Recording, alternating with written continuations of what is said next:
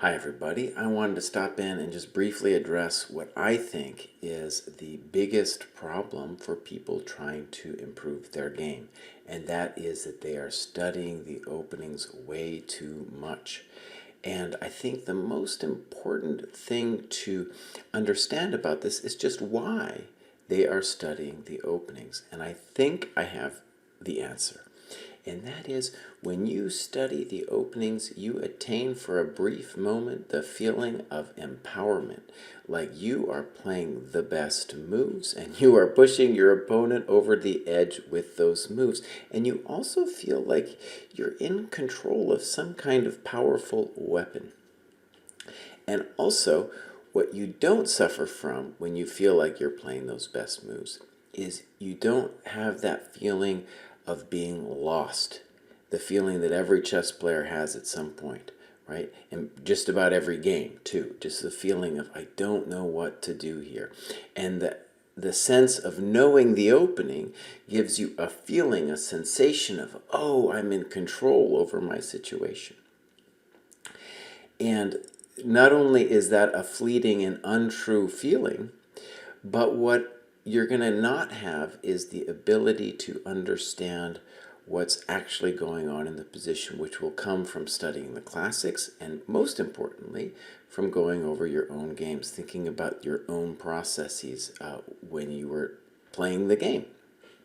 And so what I thought I'd do today is share a game review that I did yesterday. And in this review, we get a question about, Jesse, why don't you say we should study openings? Look at this game. Look at how my lack of opening knowledge destroyed my game. And the interesting thing is, at least from my perspective, is that when we actually get into the game, it was not at all the opening that caused this player's downfall. And I see that again and again. So what I want to stress before I send it over to this game review is that it is an illusion of control that one has when you're having some kind of chessable course, or even back in the day when I was a kid, we had books and this and that about opening theory.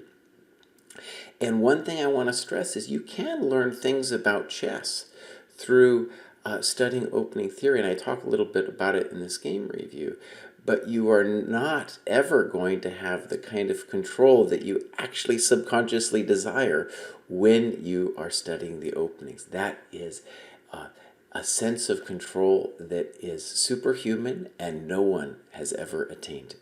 All right, I'll switch now to the game review. Openings are important, exclam.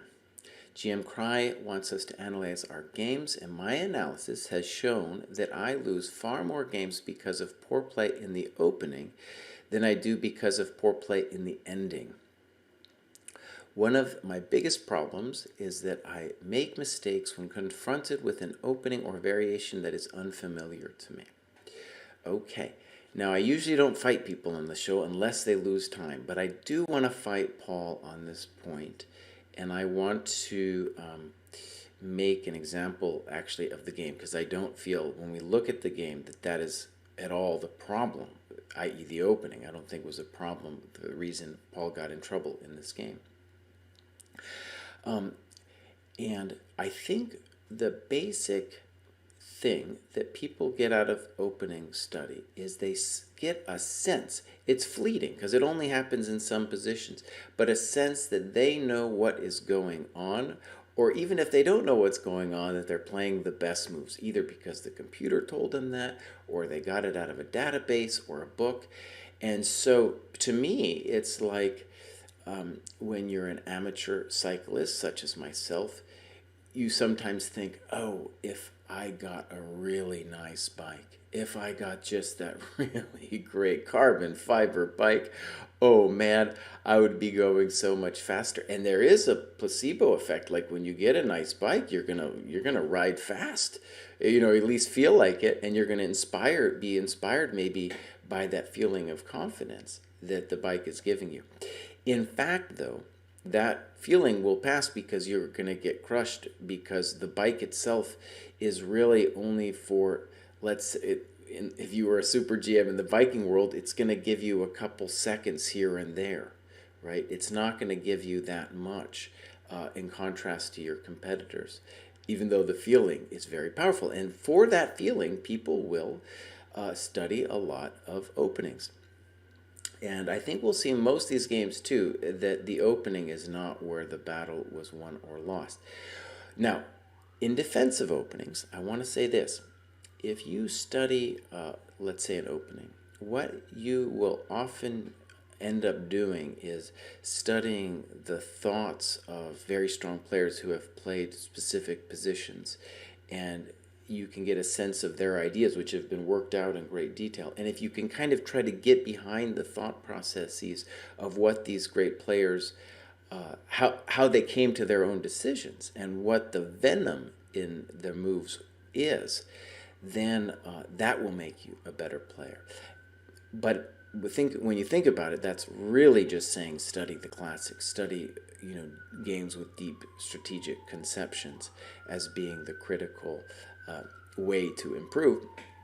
And of course, that's important, but even more important is looking at your games. So let's go through this. And again, I think through my eyes, what I see in this game is a game that is not decided in the opening. So here we go, Scotch.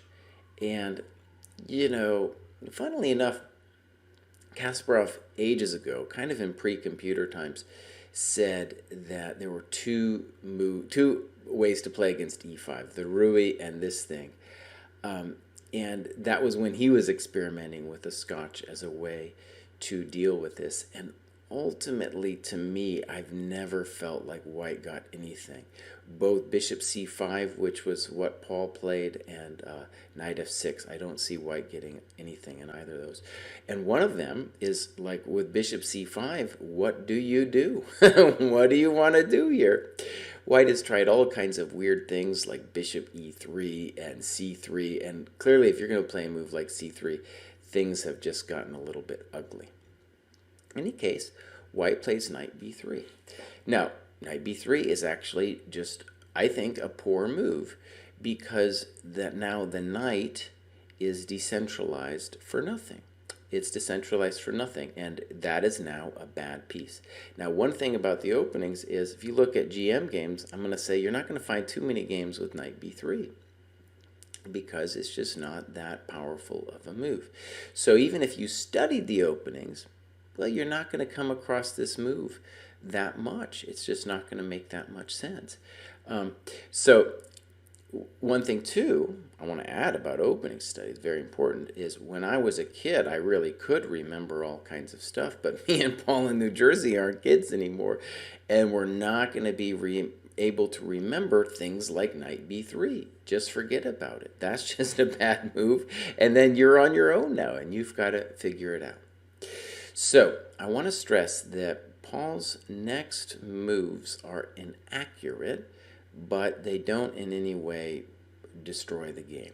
He rightly says that bishop b6 is best, and let's just talk about that from a basic chess understanding, not in any kind of opening, schmopening stuff.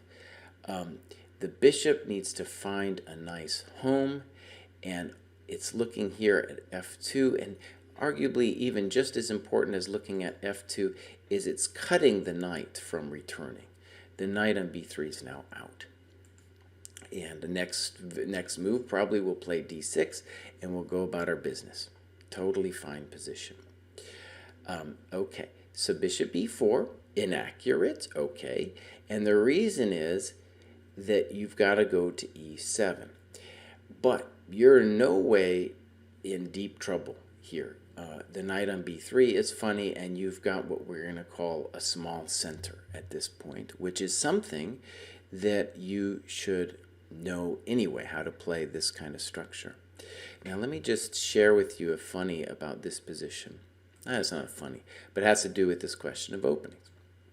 So I have a student who plays this, and the theoretical variation is knight f6, e5, d5, bishop b5, and I think like knight e4, knight d4, and we get a whole interesting thing, and theory says it's roughly equal or something like that.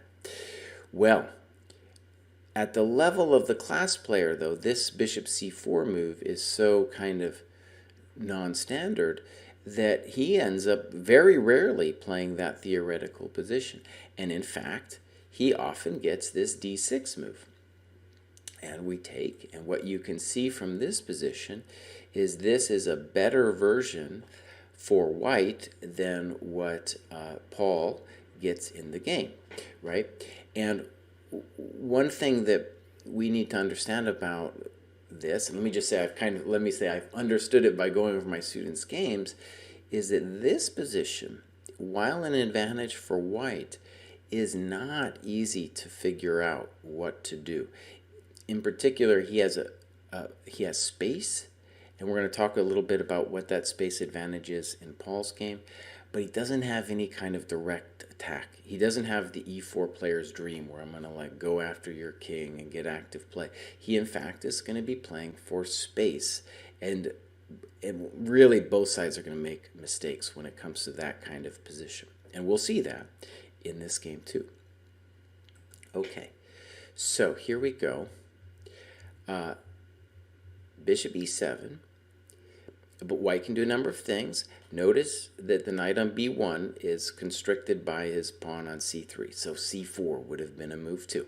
Bishop f4, d6. Fine.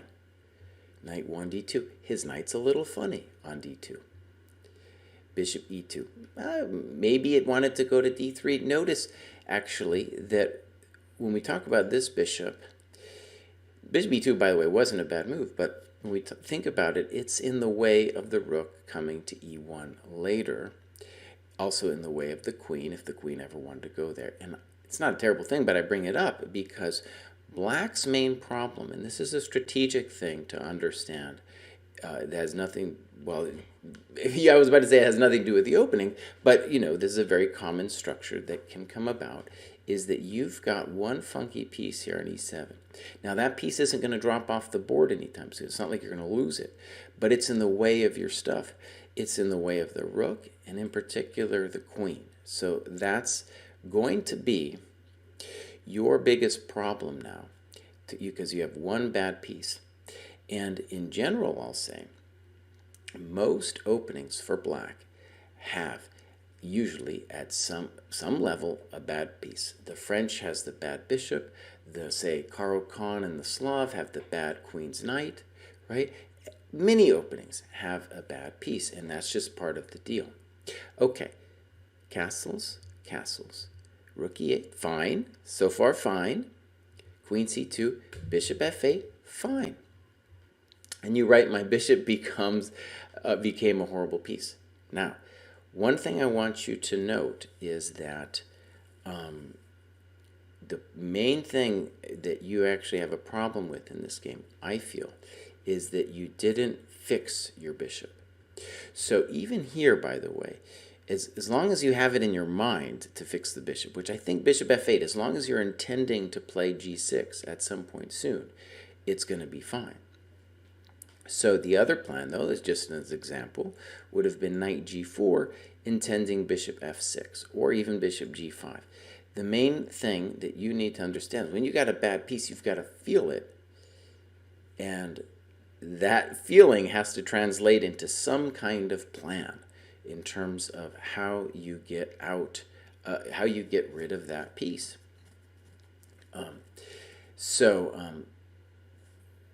One thing I just want to stress is when you go over your games, the key advantage I think that you can get is there's going to be, hopefully, something like a muscle memory for when you have a bad piece and the need to do something with that bad piece. And so I think if you had felt that, that would have been what truly would have saved you in this game. And I feel like because you didn't feel the terribleness of the bishop, you didn't fix it. Now, knight g4, fine. Bishop f8, I think as long as you're going to play g6 soon, maybe you're a little worse, but you're not that much worse. White has his own problems. Bishop g4, you gave that a question mark. I don't know if it was that bad. You know, and the only reason I think white could make it bad would be playing f3. And this gets to my point about space.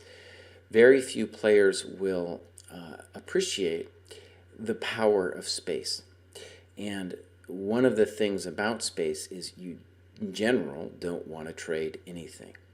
So for sure, actually, the best move for white would be f3 to dominate your bishop and send it away, and also dominate the knight on f6.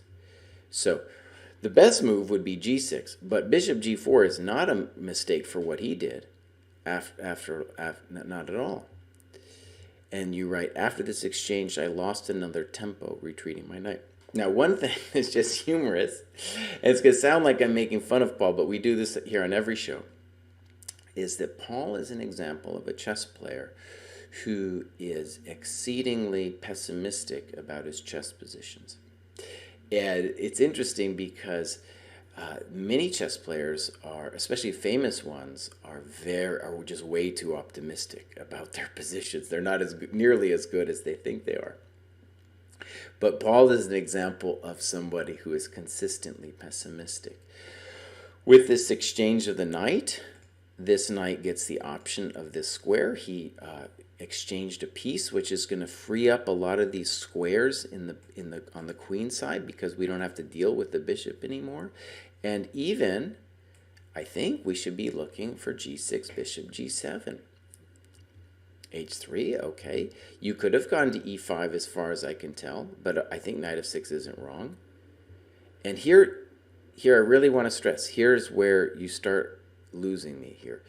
First, white has his own problems, right? And so g6, play g6. You know, he's not actually doing all that much to you in this position, right? He's not doing that much to you. And we're going to be thinking about bishop g7 very soon. And once you get bishop g7, I don't know why you're worse.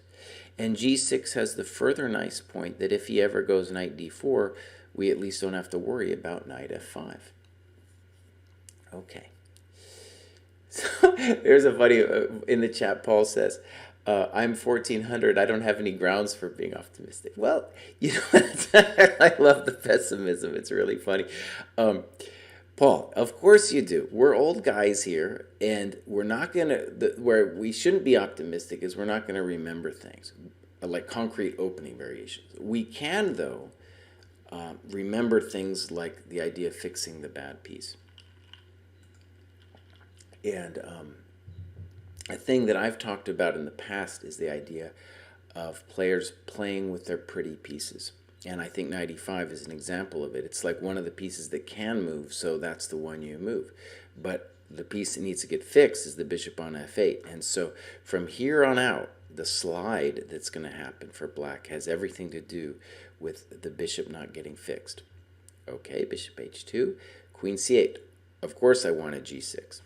f4, knight c6, knight f3.